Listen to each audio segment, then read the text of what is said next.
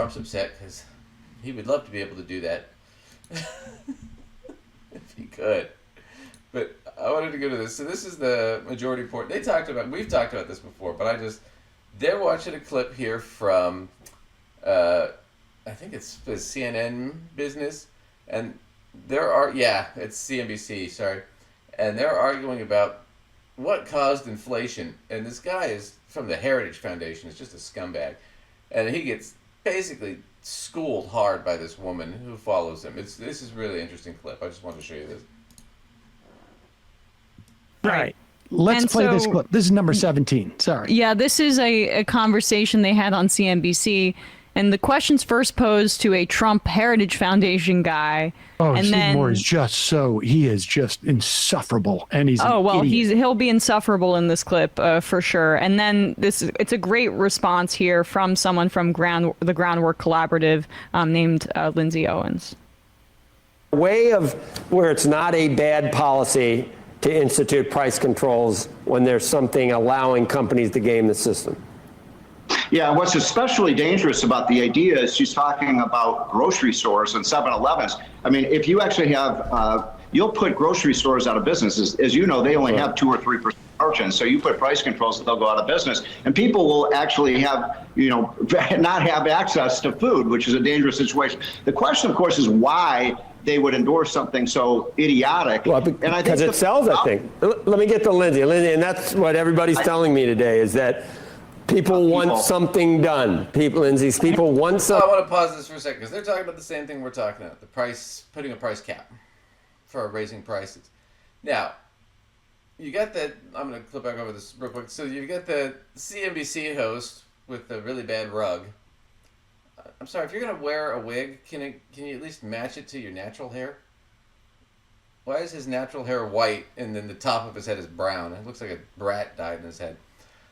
So the guy from Heritage in the sort of tan suit, he's saying, well, this is stupid. You won't be able to get food if you set price caps because then companies won't want to sell because they can't make any money.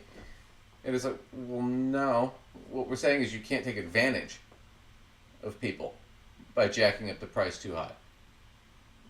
Right? Yeah, they're jumping to a on this. They're suddenly going to be like, now grocery stores are going to go out of business. No. Well, they're not.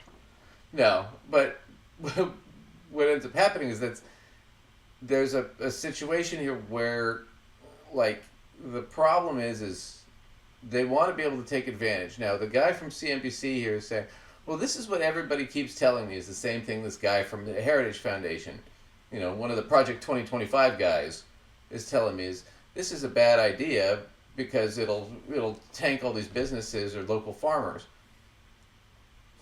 And it's like, no, that's not the case. The reason people are telling you that is because you're talking to business owners. And business owners don't want to be told, you can't take advantage of people when they're desperate. Because you can make a lot of money doing that. And I can see the temptation. If there's it goes back to what was the whole, you ever seen the movie Forrest Gump?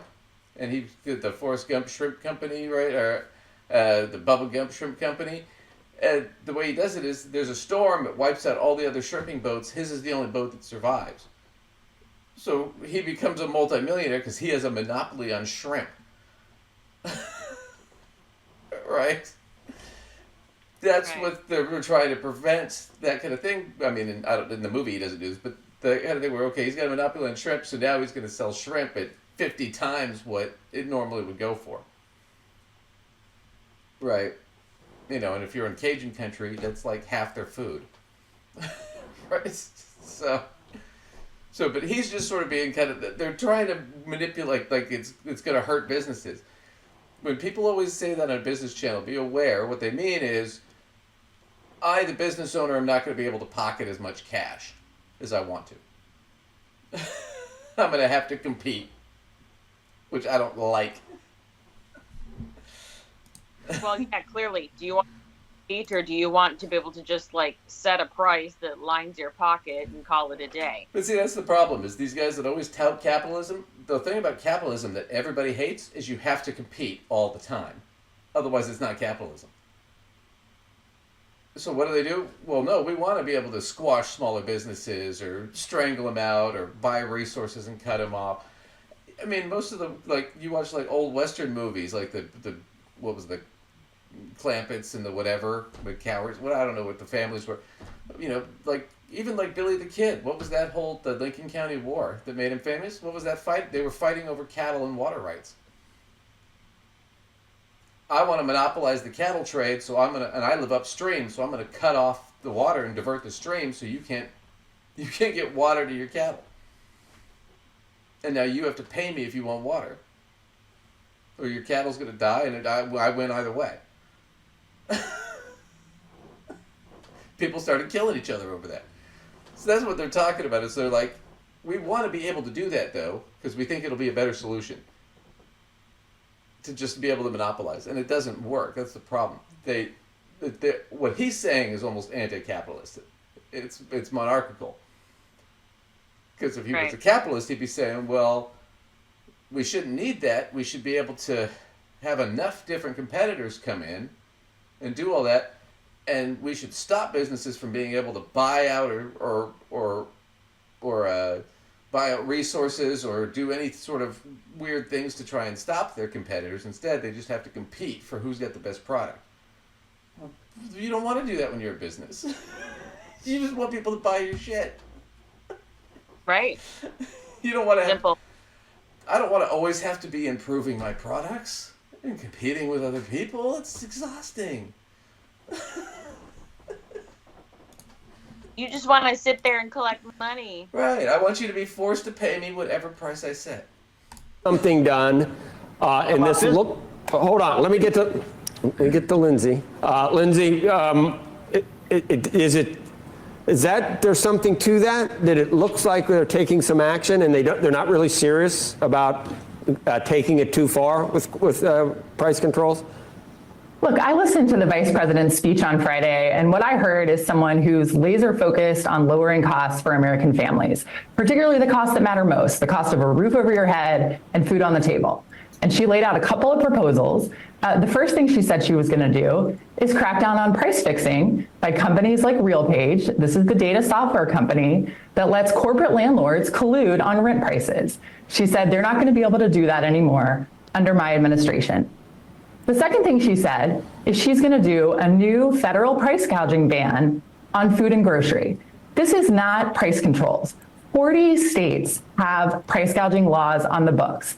These are red states, these are blue states. This is Idaho, this is Texas, this is Louisiana. Donald Trump did price gouging laws. He used the executive authority he had under the Defense Production Act to crack down on price gouging of medical supplies during the pandemic. So this is this is what I love about she's killing it. Good job. Good job. So this is what's the beauty of the hypocrisy of the whole thing, which is you guys are saying this is terrible, but you like it when it's not your business being capped. When it's somebody else's business being capped, you love it because then you don't have to pay higher prices. Right. Which is kind of what she's pointing out. The rent control thing, we discussed that just a minute ago. That was a big deal, but they put caps on that because, and I remember when we had this, we had a bunch of people saying, well, there's no way you can get a bunch of different real estate guys to collude and control the price. Yeah, you do. We mentioned the website. They do all the time. They all get together and go, well, what's the max we can charge and get away with? They don't compete with each other. They sit down together and price fix. Why? Because they can make more money that way. Is it horrible and corrupt? Yeah, but they do it because they want to make more money. The other thing I love is she's talking about this. Well, Trump's calling it communism, socialism. Trump did this during the pandemic because medical companies, especially pharmaceuticals, they were trying to gouge everybody because they could get away with it. People are desperate for medicine. And now they have a monopoly because hospitals, there's not a surplus. I mean, there's not much. So they can charge whatever prices they want. And if you want to get your insulin, well, now it's instead of, $100 a shot, it's $500. Oh, and you have to buy it in a 6-pack. I mean, they did shit like that. That's why it's capped now. You know, as opposed to like you go to Canada where we don't have that problem because they have universal health care. You're buying insulin, it's $15. Listen, all it is it's great when we do it and it makes us the saviors, but if you do it, then it's terrible communism. That's all it is. Well, that's what's so funny to me is because, like, I'm a business owner, so, like, if you talk to me and I'll talk to other business owners, they'll get whiny about this shit. But it's like, okay, would I like to be able to set whatever price I want and people have to buy it? Yeah, sure, I guess. But at the same time, I sit there and go, well, wait a minute, though. I have to buy shit to make my products. I have to pay I can't provide all the services to make my product. It's a big net. That's how society works. So if I'm doing that, well, what's stopping the guys selling me these products that I need to make these products from not jacking up? Like, how come my internet doesn't go up to $1,000 a month? Right? Okay, what's my electric bill? Okay, it's $200 a month now. Now all of a sudden the electric company's like, 20 grand because you need electricity and we're the only ones who have it. So she's made a great point there. It's like they love it when it doesn't, as long as you're not doing it to them. It's socialism for me, not for thee. That's their whole fucking mantra. The common sense set of policies. We need a new ban at the federal level on the books. But the reason that she's proposing something like this is because it works. She successfully prosecuted cheaters after wildfires in California. We just saw Cal-Maine, the nation's largest egg producer, was convicted at a jury trial of price gouging. Bird flu is a great example. It is ridiculous if your business model is to wait around for the bird flu and really gouge consumers to rake in record profits. By the way, this isn't about bringing supply back online. At the jury trial, what we found out about Cal-Maine is that they were fanning the flames of this supply shortage, exacerbating it. They were culling the flock. They were exporting the eggs to keep the shortage going here at home in the United States. So I think Harris is exactly right to be taking this on. And by the way, if you're a company who relies on ripping off consumers, you ought to be taking a close look at your business model because this really doesn't speak well of you. Oh, and then she just gave them a moral smackdown. Good job. Good job. It's not even a moral smackdown because it's like I didn't even think of that last part. Just show you how bad I am at corruption, because I don't practice business like that. It never occurs to me. But like, I would never think, okay, I can price gouge the eggs because of this pandemic, this bird flu pandemic, right? Or this whatever situation. I can price gouge eggs. But what can I do to really price gouge? Ooh, I can buy other eggs and store eggs or get rid of eggs so I can create even more scarcity and demand so I can really price. It would never occur to me in a million years. It would never occur to me to do that either. I mean, gosh, I might think of the just generic price raising, scenario, like end of it, but it would never occur to me to be like here, I'm going to hide all the eggs now, Well, this is why I'm probably never going to be rich, because like when I get like over too many customers coming in or clients and stuff, I'm always like, okay, I can't take any more people, but it doesn't occur to me to jack up my prices ridiculously because demand is up. Right?